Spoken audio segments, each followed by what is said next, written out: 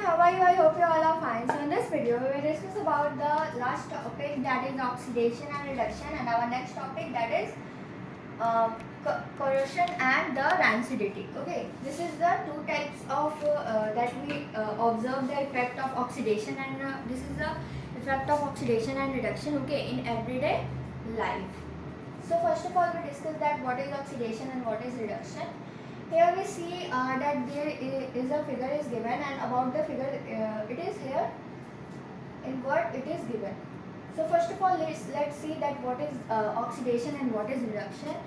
Here, if a substance gains oxygen, it is said to be oxidized, or we can say oxidation. Okay, if a substance gets oxygen or gains oxygen, then the reaction is said to be oxidized. And if a substance loses oxygen during a reaction, it is said to be reduced. Okay, or we can say if substance loses oxygen during a reaction, it is said to be reduction. Okay, so here is a reaction is given, that is during this reaction in 1.29. Okay, 1.29, this one. Okay, this is about the reaction that is given in the 1.29. Okay, that the copper, let's see about that this one, that what is this figure is saying, that the surface of copper powder becomes coated with the black copper that is black cupric oxide. Okay, that is why has this black substance formed. It means why this substance is formed in the color, in black color. This is because oxygen is added to copper and copper oxide is formed. It means that the oxygen is added to copper and the copper oxide is formed. Here we can see that in the copper there is oxygen added, and after heating, okay, if hydrogen gas is passed over this heated material, the black coating on the surface turns brown. Okay, if we pass the hydrogen, okay, through the over this heated material, then the coat turns in brown color as the reverse reaction takes place and copper is obtained. Okay, like we can see in this equation. If a substance that this is given here, that during this reaction 1.29, that is this one, the copper, the cupric oxide is losing oxygen. Here we can see that oxygen is losing here and being reduced. It means here we see that if a substance loses oxygen during a reaction, it is said to be reduced or reduction. Okay, so here we can say it is oxygen is reducing here, that's why it is called reduction. Okay, here that is oxygen is losing oxygen and is being reduced. Okay, now the hydrogen is gaining oxygen and is being oxidized, and hydrogen is gaining oxygen, so that's why it will be being oxidized. In other words, one reaction get oxidized while the other get reduced. It means other will reduce and the one will be get oxidized and the other will be reduced. During reaction, such reaction are called oxidation reduction reaction or redox reaction. It means if in the same reaction there is also reduction and the oxidation is there, then the such reaction are called oxidation reduction reaction or a redox reaction. Okay, so this is some other example of the redox reactions. After that, in the reaction, this is all about that in the reaction that is in 1.31, that is this one, zinc. Okay, zinc monoxide here. Okay,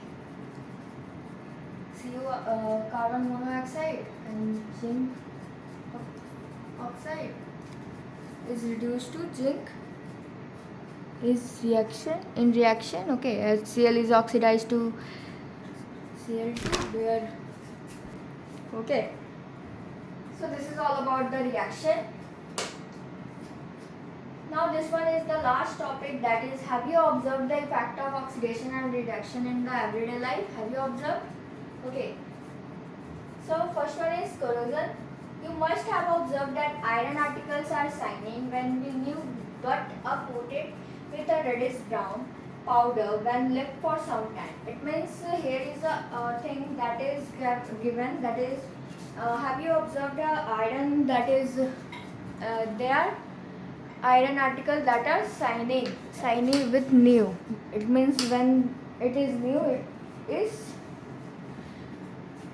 shining. Okay, but get coated with a reddish brown powder when the left for some time. If we left iron for some time, then a reddish brown powder will put on that iron. Okay, this process is commonly known as rusting of iron. Some other metals also get tannized in this manner. Okay, have you noticed the color of coating formed on copper and silver? Okay, in copper we can see there is a green color type coat is there.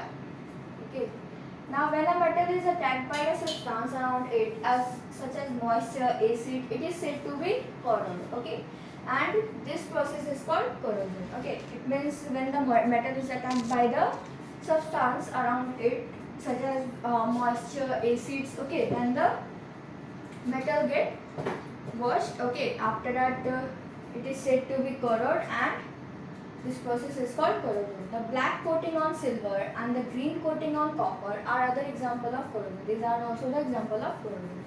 Corrosion causes damage to car bodies, bridges, iron railing,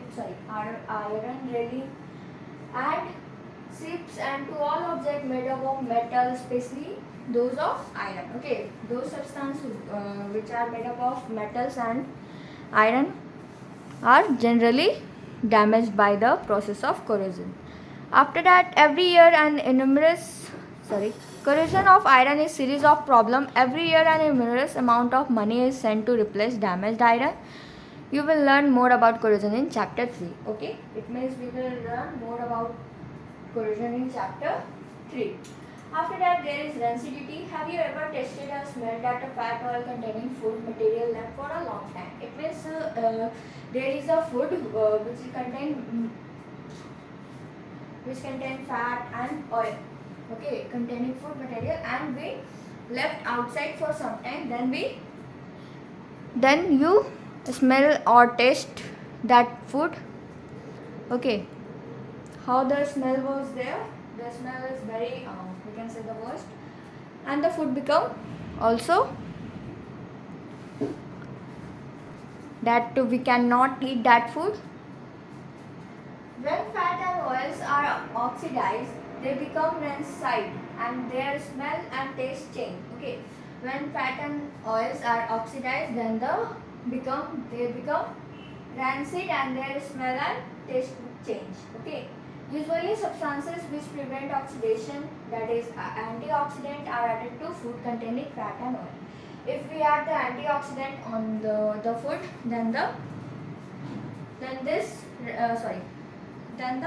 fat and oil cannot be oxidized. Okay, and the food become preserved.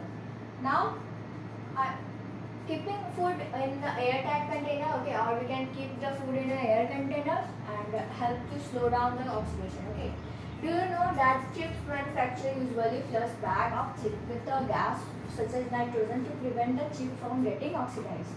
Okay, I hope you all retain that the Lays. Okay, that in that chips packet there is a much air, that is the gas is given there, that is nitrogen. Okay, it is there just because to prevent the chips from getting oxidized. Okay, that's why the nitrogen air is filled in it. Okay, so this is the exercises of this chapter, and today our chapter get finished. And what we do for to prevent corrosion, we will paint on iron or a metal, okay, to prevent it, okay, because without, if we don't paint on any iron substance, then the iron get corrode, okay, that is given there, and it become the color that is reddish brown, okay. So this is all about this chapter.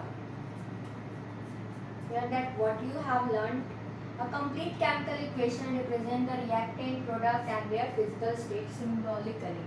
It means a complete chemical equation represent a what? Product, reactants and also the physical states symbolically. Okay.